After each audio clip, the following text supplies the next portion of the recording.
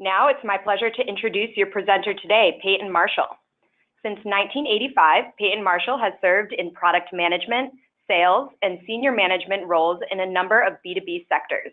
For 12 years, he was an investment banker, most of that time at Goldman Sachs, structuring and selling complex and innovative financial solutions to global corporate and financial institution CFOs.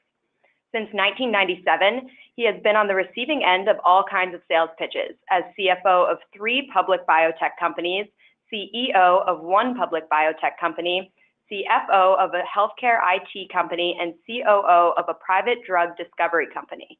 He has been CEO and chairman of a private cloud product management and sales enablement software company since 2012.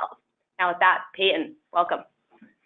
Thanks, Taylor, and thanks everyone for joining us today. We tend to draw a numerate crowd, so let's just start today with some trends in B2B sales.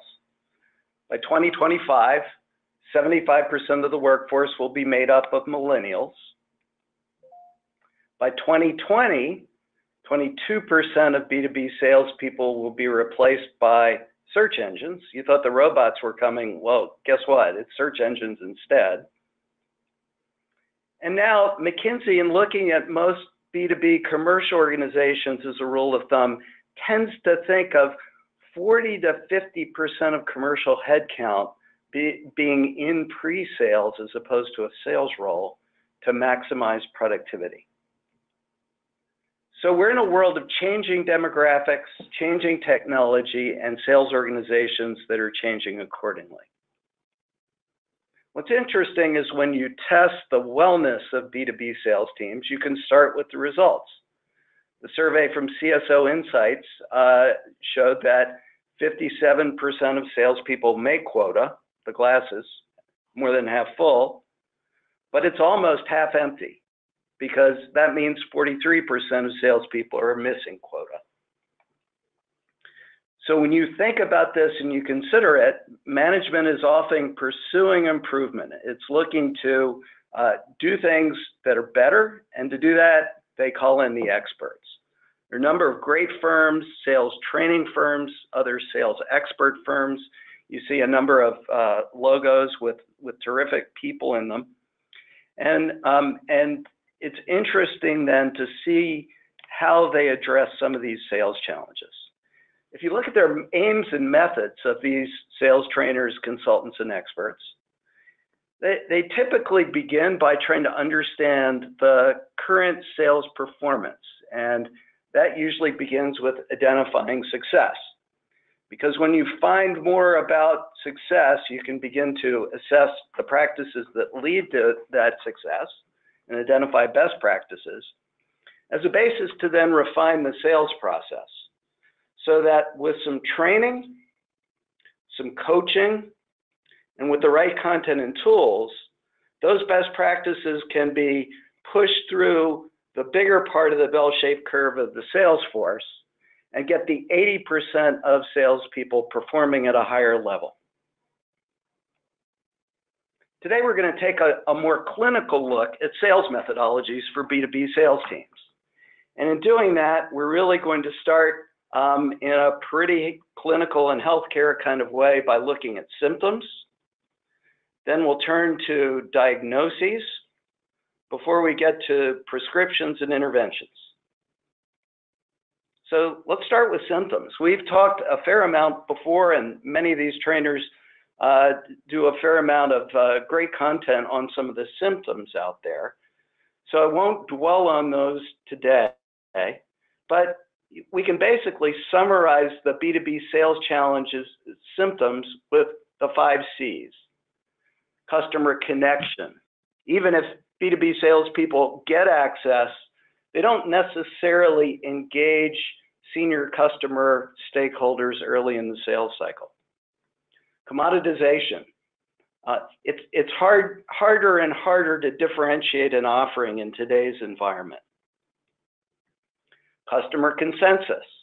More and more B2B buyers buy by committee, and trying to build that customer consensus and deal with the different stakeholders at customers gets harder and harder.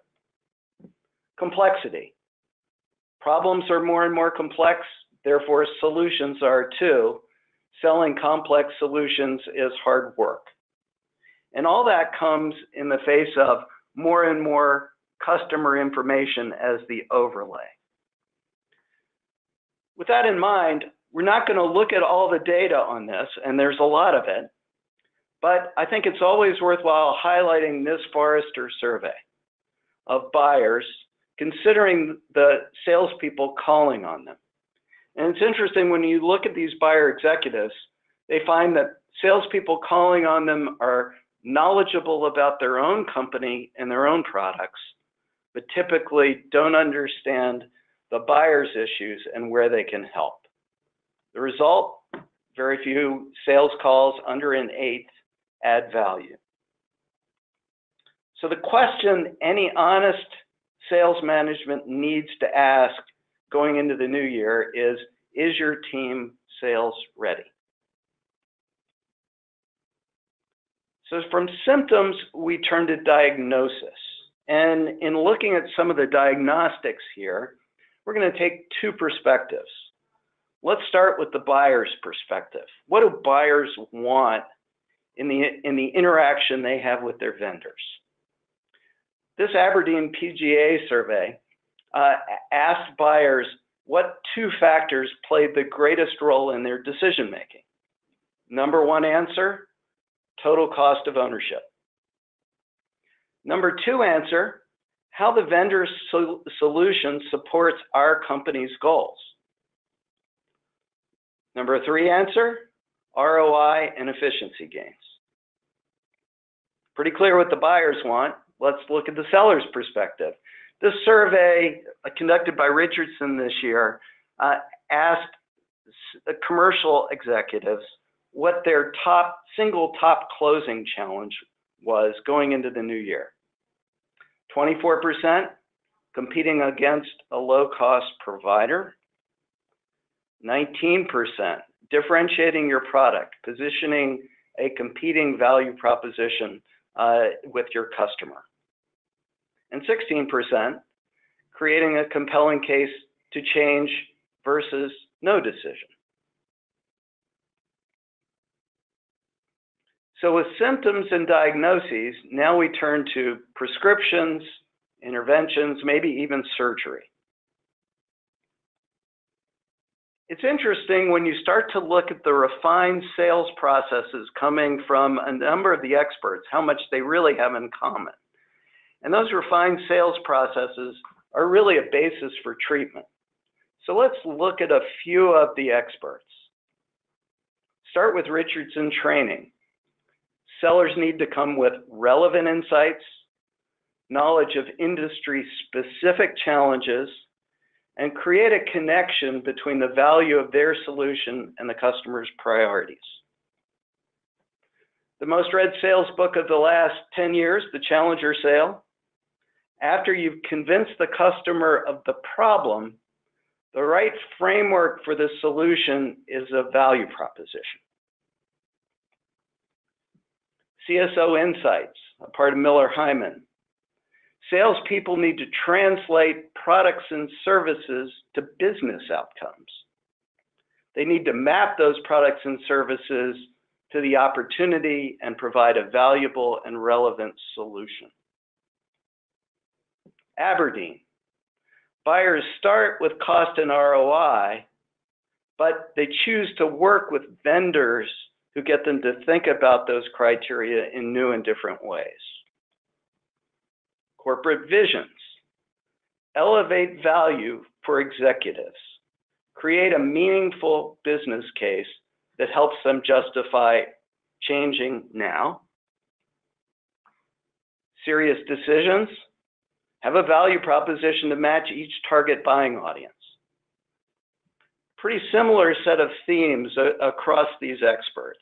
And it's pretty interesting to think about those as we begin to look at how effective are the treatments that are being administered today.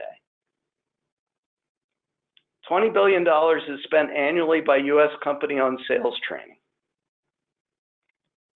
Yet 84% of all sales training is lost after 90 days. training and coaching aren't enough. Teams need to focus on and create and provide the right content and tools. So if we look at the common theme from B2B sales experts, that common theme that emerges is that value propositions should be core content. Instead of focusing on our company and our product, the value proposition answers the question, what do we do for our customers? Value propositions turn product monologues into customer-centric business conversations. Value propositions, in their best form, provide clear answers to simple questions. What are the 2, 3, or 4 things that make us better? How much better are we? And what is that worth? So that core content aids in customer engagement by sales teams. If you look through the buying process, what buyers are usually doing is they're starting off with some triage. They're identifying and prioritizing among potential change opportunities that they're considering. They're doing that before they spend the serious time and effort to evaluate those opportunities to get to a decision point. If you look at a value proposition, value propositions can support continuous value communication by starting as a flexible case study that then is taken, it applies to a typical case, but it can begin to be modified to become a deeper customer value analysis in the middle of the sales cycle to get shared business case buy-in from a customer sponsor. So that early in the sales cycle, when it's primarily sales reps involved, it's about using that flexible case study to connect, engage, to qualify accounts, to differentiate our offering. And the aim here is not to prove per se, but get the ball down the field, advance to the next stage. In the middle of the sales cycle, that's usually much more the time when teams are involved, where teams of sales and solution consultants, pre-sales experts, subject matter experts are entering the picture and need to credentialize themselves. They also need to engage, because if they go into transmit role, they're not going to get a very positive response from the customer. They're customizing solutions, and that's really the point where they're often proving out their results. So that going into decision and purchase time, there's a shared business case to buy that helps sales with a sponsor who's already bought in, speed procurement, negotiation, and closing. Now, the best value propositions are versatile because all those different kinds of conversations need different conversation options. Early in the sales cycle, why go deeper than a stakeholder needs to go? So we think of there being 3 layers of value. There's qualitative value, our solution's more efficient. There's quantitative value, we reduce energy consumption by 35%. And there's financial value. For that facility, we managed to reduce energy costs by $4 million a year. So now back to value propositions and the disease. What do buyers want? Value propositions address all 3 of these elements identified by Aberdeen and PGA. They address total cost of ownership at a financial level. They address supporting the company's goals at a qualitative level, and they address efficiency gains at a quantitative and financial level. The evidence on the buyer's side is there in surveys. This one showed that in competitive situations, buyers award the business to the first vendor to communicate a vision to value 3/4 of the time. Let's look at this now from the seller's perspective. Again, looking at those top 3 closing challenges, value propositions address all 3. Competing against a low-cost provider, that sounds like a pretty financial argument to me. Positioning competing value propositions and differentiating your product. That's qualitative, quantitative, and financial. And creating a compelling business case for change to avoid no decision. Quantitative and financial. Looked at from the perspective of new product launch, value propositions, according to sellers, are very important. Executive survey by Altify found that the #1 reason product launches succeed is value proposition quality, and also the #1 reason product launches fail is value prop quality. Value propositions deliver results across the spectrum of products, not just new products, but existing and strategically important products. Leverage point customers using value propositions find that opportunities where they use them result in 5 to 15% higher close rates and 5 to 25% higher prices. So with all this, value propositions should be mission critical. Yet according to Serious Decisions, the #1 problem for sales effectiveness is an inability to convey their value proposition. What's the problem? Sales teams don't have value propositions. If they have them, they can't find them. If they can find them, they're too complicated. They can't use them. Any one of those, and certainly all three of them, are evidence that there's something missing going on in alignment between marketing and sales. To get the most out of your value proposition, you really need to align value propositions with your sales methodology. We're going to illustrate that with 3 versions of a value proposition for the same solution. The example we're going to use, and we're going to start with the underlying quantitative and financial side before we look at sales methodologies, is a product that many of us have looked at and used. It's a fictitious product, but one that is now widely used in B2B, a cloud infrastructure platform. The customer, a global enterprise, so typical B2B situation for tech. The customer choice, well, we'll look at more than one customer choice here, but first we'll look at a change from installed software to Cloudline. Then we'll look a potential change from Cloudline to another cloud platform. So to do this, I'm going to use an interactive value presentation. And let's just start with the quantitative and financial value side. This is well laid out in terms of how Cloudline delivers value. You see 4 very clear value drivers: business productivity, risk mitigation, IT infrastructure, and IT staff productivity. Quantified in a nice way with some key assumptions that are available that can be changed, and where the changes are then reflected in the numbers and the results. And as we look at each of them, there's backup for each. So for example, for business productivity, what we've got is a pretty simple value proposition based on a couple important assumptions. What's our FTE cost per user, and what's our potential increase in productivity per IT user?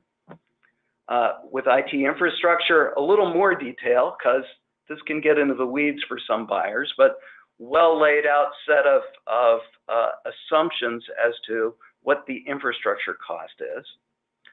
For IT staff productivity, some analysis of 2 different kinds of activity among IT staff and the sort of quantitative improvements that might be expected. And finally, for risk mitigation, a claim that downtime is reduced. So to get through all that, then the basis is there to make a compelling argument that the costs are outweighed many times, many-fold, from the business benefits of switching. So with that, let's go back to looking at this value proposition in terms of the potential sales approaches.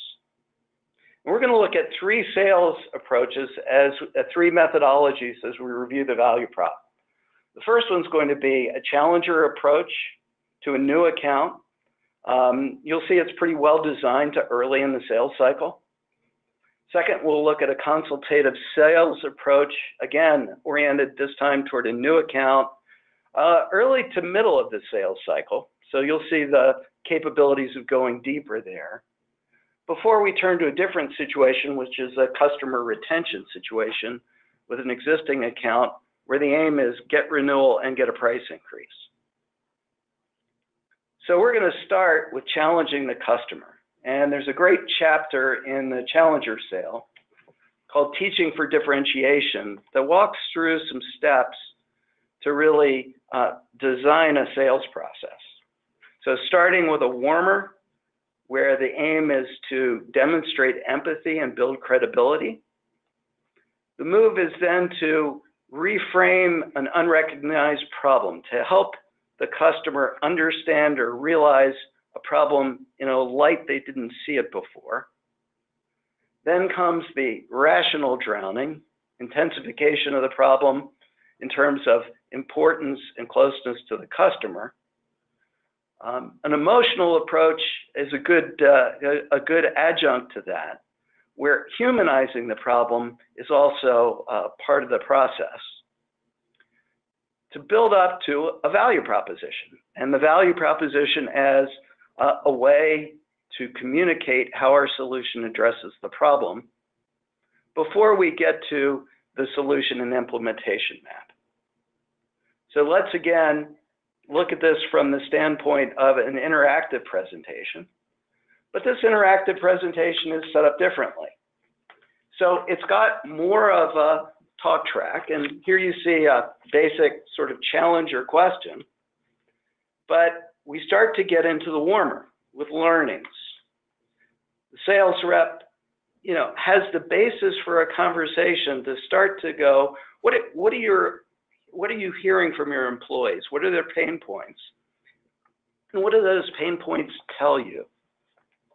Before moving on to the problem and looking to reframe the problem. In this case, reframing is about, gee, what's your IT department hearing from you? Are they hearing about budget constraints? Are they hearing about wanting to make sure that everything that there's sort of this intense level of control? And if they're hearing that, what kind of on-premise bias does that communicate to them in terms of choosing systems? Before we then connect the dots from those biases to business outcomes, obsolete process, slow and unresponsive customer engagement. We get to the rational drowning level as we intensify the process with insights. And these insights are percentages. They're often numbers. What's the average time to deploy a new application? What's the downtime per year? How much time do reps spend actually selling? To humanize the problem, it's often very useful to turn to a case study. In this case, a case study of an adjacent similar company considering a change and what the problems were that they faced. And sometimes these are even humanized by saying something pretty specific about the primary sponsor at the company, at least if that's a possibility. But here you'll see this is being made more concrete with a case study in moving forward in the value conversation. To then get to a value delivered. And again, that value delivered can be phrased in terms of the case study. Here's what we managed to deliver for that customer. And it can have perspectives on what was that worth per year? What's that worth over a planning horizon? And it serves as a basis to begin to do a little bit of customization. So how many users do you have? What might the representative numbers be for you with that size user base? You say you have 45 applications, and you get this sense as you're making these changes of of we're beginning to take that other case study and we're beginning to engage the customer in what this might mean for them. Before we get to the solution, here's how we help meet the challenges. And you'll notice nowhere here has there been any specific price discussion. We stayed away from that, but just in case, there's a tab in reserve that implicitly assumes a price, which is an ROI tab. So there's a price under the hood, if you like, that's getting to what kind of returns. And the idea here is get to the next stage. So now let's go and let's shift gears to a consultative selling approach where the aim is to become a trusted advisor. And there are a number of great firms who cover this. Richardson Training does a great job. And so we've picked some of their content and some of their thought process as the way we've embedded this kind of sales approach in a value proposition.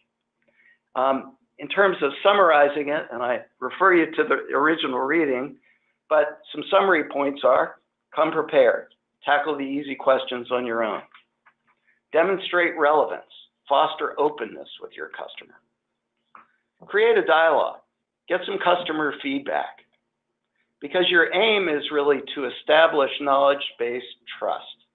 Get the facts, get the follow-up. So let's see what that can look like in another view of the same interactive kind of content. And this particular view of this content starts with some call preparation because, you know, Richardson highlights how important it is to think through how a presentation should go before you get there. Here's a little bit of Richardson style advice up front on how to do this.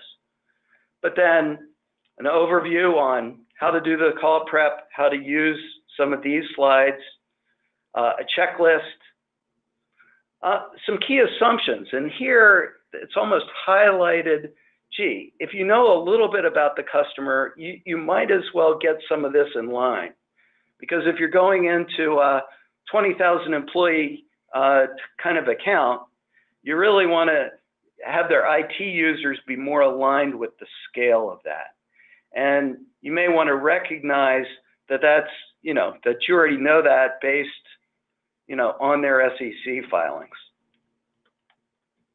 And as you do that, you're beginning to build the content that you can come back to. You're beginning to customize this for a consultative sale. And as you can see in this version of it, the changes are highlighted. In the call prep view, we've got an ability to sort of see how some of the changes we made are reflected in some basic assumptions and maybe some other changes we want to make or not. It's always useful then in call prep mode to go, what kind of claims am I making? And here what you'll see are the claims are highlighted in these boxes. And they're even highlighted so that as you are making customizations and making changes, you can see what the impacts are on the answer.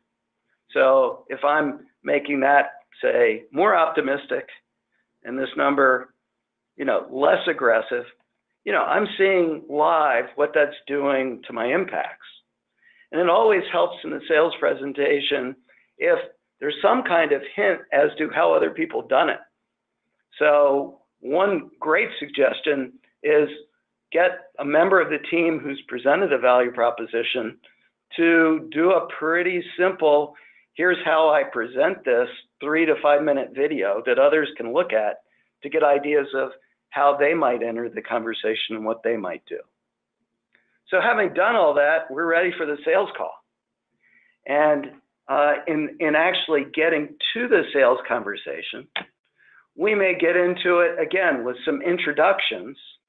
But one of the things that we want to do, and this is important in a challenger sale as well, is we really want to demonstrate our relevance. We want to see whether our claims actually resonate. And we may be talking to a stakeholder where perhaps risk mitigation isn't so important. So the ability to turn that, you know, turn value drivers on and off as you're having the conversation to get that sort of live look. Here what we've seen is we just turned off one of those and now we're really highlighting 3 value drivers. And we have the underlying detail here of what those value drivers are still. But we can then get to summary impacts. And again, this is a view that just the value, not the price. So the great thing here is that with the interactive approach, you're able to validate some assumptions. You're able to, take what you've got and get to the right results for that customer. And you're able to get to some results. And it's always a good idea as you do that to think about what's the follow-up going to be. Are they going to ask you for some underlying support and some facts to support some of your claims? So now let's go to the third approach, which is an existing account approach. And Corporate Visions has been writing a fair amount lately, really are in and around the themes of why stay and why pay. So we're going to look at the value proposition more in light of having that kind of conversation. And the approach they outline is again, a little bit of a step-by-step. Start by documenting results, review prior decisions, mention the risk of change, talk about the cost of change. Before you then go to your own competitive advances, to get to a basis for a price increase and anchor that price increase so that then there's a form of a justified discount. And so we've tried to do that in a version of the same value proposition, but now from the perspective of someone who bought last year. And in doing that, what we're going to do is start with an overview. And in this overview, you'll see we've just got a summary. It's a different kind of summary here. It's talking a little bit more about our differentiation, so that then we can review the decision last year, talk about what went into it. And in this case, all four value drivers were part of it, to talk about what the underlying assumption was and have a conversation about the value that was delivered last year. And you'll see these are the specific results. This is a specific set of assumptions for that customer from last year's value proposition. If we really want, we can review the previous year pricing, but might skip through that. But now let's talk about looking at this versus the competitor. So instead of taking that last year perspective, let's now take a perspective of a current Cloudline customer. And let's look at some of the items highlighted by Corporate Vision, because they highlighted what's the risk of a change and what's the cost of a change as part of the basis for getting people to stay. So here's risk. Turns out that compared to the competitors, we've got some pretty good data that our track record on downtime is better than theirs. This is a different claim from the earlier one, right? The earlier one was versus an installed system. And what we also have is then going the next step in the Corporate Visions approach is a little more conversation about what the cost to switch would be. And in looking at that, we can look at, for example, the training time that would be involved. Before we then get to recent enhancements, what have we done for you lately? And here what we've done is outline some of the Cloudline enhancements over the last year. That there's some new features of the product. And as always, when we've made a more powerful product, that's a good precursor to get into. So what does that mean for the way our business relationship should work next year? To get to a comparative pricing. And remember what the Corporate Visions approach was. It's, let's anchor a price increase. So here what you're seeing is, we may start off with an assumption of what the competitor discount might be. And we may know that, we may learn that they're discounting more, but start with some assumption on that. But what we've also done is we've covered our enhancements. So we're starting off with a 10% premium to last year on the basis of one approach to pricing. But there is a basis to discount relative to that price, which is instead of an on-time commitment, how about committing 3 months early? And that's going to cut that premium you pay versus last year to 5%. So that at the end of the day, yes, we're still a premium price product, but we've set up a bit of discounting on our list prices in the conversation to get to a value analysis. And in that value analysis, what you'll see is, yes, the competitor's cheaper, but they have these additional costs. They have the cost of worse downtime and this underlying cost of switching. So with that, you've really gotten to a basis to talk about how you've delivered value. And in delivering customer value, you really have a basis for team alignment. Alignment between marketing, alignment between marketing and sales, and the basis for product, marketing, and sales teams to move forward. Because by building sales confidence, you end up with more qualified opportunities, higher closing rates, and higher prices. And all of that coming from improved sales performance. So with that, thanks for your attention. Taylor? Great. Thanks, Peyton, for sharing those insights. And for everyone that joined the webinar today, we really appreciate your interest in LeveragePoint. If you'd like to learn more or see a personalized value proposition, please check the appropriate boxes in the survey that'll pop up when you exit today's webinar. But for now, let's start Q&A. So we've had a few questions come in during the webinar, and there's still time to enter your question into the panel on your screen. While you're entering, a reminder to complete that 10-second survey I just mentioned while exiting today's webinar to receive a copy of Designing Value Propositions for Sales Conversations and be entered into a raffle giving away 5 free copies of Dollarizing Differentiation Value. All right, so to answer the most popular question myself, yes, this webinar is recorded and the slides and recording will be emailed to you within 2 business days, so be on the lookout for that. All right, Peyton, let's get started on the good stuff. So first question for you, who should be driving this organizational change? Boy, change management's an interesting topic. For this organizational change, the natural drivers are the marketing people responsible for sales effectiveness. And sometimes they're not the driver, but they're really often the best driver. Those people are sometimes have other titles. They may be sales enablement specialists. There may be field sales. It may be a function of general marketing professionals to drive sales effectiveness. But I think we see them as the primary drivers. All right. And based off of your experience, is there any secret sauce to sales success? Well, I think it's no secret that starting small and getting success is a good basis for building momentum. So the real question is, how do you do that? How do you start small and get success? And we think of there being 4 key ingredients here. First is the value proposition itself. Pick a strategic, differentiated product. Pick one that matters. And make sure the quality of the value prop content is good.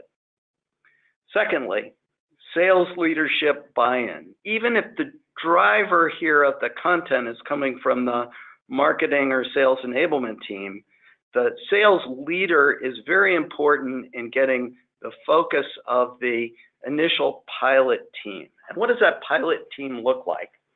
The most important member of the team, so the third component here, is what we call a sales mobilizer. It's someone who's good enough at the sort of technical side of the product to get into it, but someone who has direct customer experience and credibility. So that mobilizer becomes a very important first user of the value proposition in front of the customer. And more important than that, they're even the important person to test the value proposition and get it refined, simplified, easier to use, because guess what? Sometimes these start off complicated. So they're a key voice in making this value proposition usable and easy, because their aim is going to be to get success early and work with the other members of the sales pilot team. Because your aim in this pilot process, which is number 4, is to go out there to, let's say, 10 opportunities and do a good job getting that value proposition in front of those 10 opportunities, getting the learnings from those 10 opportunities, sharing the experience of those 10 opportunities, and finding the success stories there. Agreed. And you've made a compelling case for getting value propositions in the hands of salespeople, but what's step 1? Where should we start? Case study. Case study is really a very natural place to start. Almost all businesses, have some existing case studies that really get at this first question of the value proposition. What do you do for your customer? And the problem right now is those case studies are usually great static content in a PDF that just get emailed out and never actually get used in a conversation. And the reason they tend not to is often because they're relatively inflexible. They're relatively unadaptable. So the idea that gets this going is to talk to other customers' experience. And it is very natural to talk to that experience of success by other customers, but use that conversation to bridge to the target account you're engaging today. Yeah, so start with a case study. Yeah, that makes sense. And to kind of follow up on that, just the terminology that we're using, at what point would you say a value proposition becomes a business case? Can you walk us through those terms a little bit more? I think that's a very interesting one. I think the middle of the sales cycle, what's often the case is you're spending the most time and the most energy convincing, building consensus with your customer about your value drivers. And you're getting there if you've got buy-in on the value drivers as they apply to them, and that it's very natural to consider those value drivers in light of the price of the product. So it's turning into a shared business case at the point where you're reintroducing price. And you always have to be ready to answer price questions. But what's often the case is you can orchestrate your conversations with stakeholders to focus on business benefits, qualitative, quantitative, and financial value drivers in the middle of the sales cycle. Great. And another one for you. We struggle with measuring how sales moves the needle using these kinds of tools. What one company does won't be the same for another. So how can you justify the return? What do you recommend for showing aggregated results? Yeah, so when you can get to the point of measuring their use of value propositions versus not, you begin to have pretty clear data if that's being captured in your CRM. Now that's a nice endpoint, and that endpoint, usually doesn't materialize in the first 6-9 months of sales use, because we're talking about starting small, expanding, rolling out. So the earliest evidence of usefulness actually comes from the direct feedback. It comes from the success stories that may be about some qualitative elements. I mean, most companies using value propositions have pretty long sales cycles to begin with. And so the typical first use is anything from, I use the value prop to help me prepare and it really focused my conversation. That's starting to be evidence. I use the value proposition to engage, and my a customer who used to ask me about price a lot stopped doing that. And I know that's anecdotal, and I know it's qualitative, but when you start to get some of that sales feedback, it helps generate momentum and get other users using it. So I would say success stories, even if they're anecdotal, are a good intermediate step before you're capturing the data that I think you're only going to get after long sales cycles in your CRM. Okay, so let's go back a little bit and talk adoption. So we have a question here that says they're in a tough position where the sales team receives very little help from product management and marketing on developing value propositions. So what advice do you have for that sales team who desperately needs this help? It sounds like one of those classic cases where we have an alignment issue. And so the starting point, sometimes what you'll find in those kinds of situations are some salespeople, often pre-sales solutions type consultants or sales engineers, start to do it themselves if they're not getting it from marketing. And what's interesting about that being the kind of primary source is you're usually drawing on the aptitude of members of the team who are both good at having the conversation and have the knowledge. So the thing to capitalize on there is they may have been building some great spreadsheets, but you want to get leverage out of those spreadsheets. So some way to deploy those more widely, getting some kind of win out of that on the sales side helps sales get to this kind of organizational, and maybe even how functional is the organization question to get more out of the marketing side. Mm-hmm. All right, and this is the last one we have, unless anybody wants to add any more. And it's kind of a follow-up to that question and answer you just provided. So what if our company doesn't have a marketing function and we only have one pricing person? How do we change the culture? How do we get the sales team started? Often it's good to start at the top. It's really interesting if you watch CEOs be interviewed on Wall Street. Some of the best CEOs get thrown the routine question by a Wall Street analyst or a reporter, which is, okay, this new product you're launching, what's your value proposition? And some of the best answers out there are the 30-second answer that are sitting there. So the first thing I'd say is coming up with a good value proposition for a strategic product is not hard. It's something that doesn't necessarily take intensive market research. You could start with hypotheses, and you can go to some good existing customers and validate some of your assumptions based on their experience. And whether or not you quote them by name, it's the basis for a value proposition. And so starting with one good value proposition, getting that used, I think the point's interesting because sales is often screaming for that piece of content that helps them through the quantitative and financial conversations. And so generating that piece of content on one value proposition, then you hope really instills this sense of benefit, and you build on success by finding resources wherever you can. Great, and it looks like nobody added anything else, so we should be done for today. But before you guys go, just a brief reminder that next month we're hosting another webinar, Baby Boomer versus Millennial, the Varying Perspectives on Digital Transformation, presented by myself and Dick Orlando. If you're interested in registering for this webinar, just check the appropriate box in the survey that'll pop up when you exit this webinar.